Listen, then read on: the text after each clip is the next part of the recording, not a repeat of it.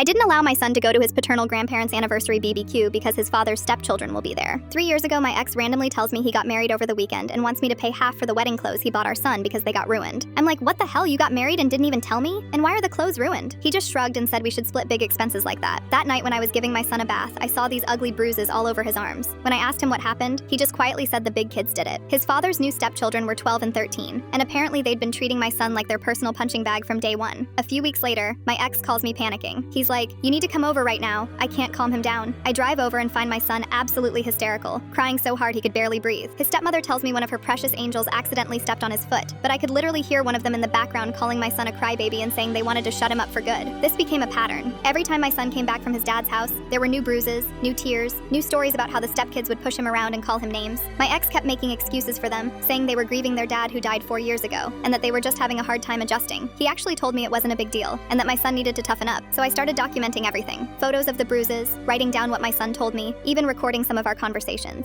I called CPS multiple times, which really pissed off my ex, but I didn't care. My kid was getting hurt, and his own father was doing nothing about it. The final straw came 6 months ago. My ex and his wife decided to leave all 3 kids home alone for hours. The stepkids dragged my son outside, shoved him into the garage, and locked him in there by himself. This garage was full of power tools, chemicals, everything dangerous you could think of. My son was trapped in there for 3 hours, terrified and alone, while these kids laughed about it outside. When I found out, I immediately went to court. It took months, but I finally got full custody. The judge agreed that my son wasn't safe there, and my ex only gets supervised visits now. The stepkids aren't allowed anywhere near my son during these visits. Now his parents want my son at their anniversary BBQ next month. They keep calling me, saying it's a family celebration and my son should be there. But here's the thing, my ex and his whole family are going to be there, including those stepchildren who made my son's life hell for years. His parents and his older brother keep telling me I'm being unreasonable, and that they'll watch him closely. They say I should trust them to keep him safe, but where were they when he was getting beaten up and locked in garages? Where was their protection then? I told them they could spend time with my son another day when those kids aren't around, but they're acting like I'm some evil mother trying to keep their grandson away from them. His brother actually called me yesterday and said I was being too strict and that I need to get over what happened. Get over it? My son still has nightmares about being locked in that garage. He flinches when bigger kids get too close to him at school. He asks me almost every week if the big kids are going to hurt him again, but somehow I'm supposed to just get over it and put him right back in harm's way. The court didn't give my ex supervised visits for no reason. A judge looked at all the evidence and decided those stepkids were dangerous to my son, but apparently his family thinks they know better than the legal system.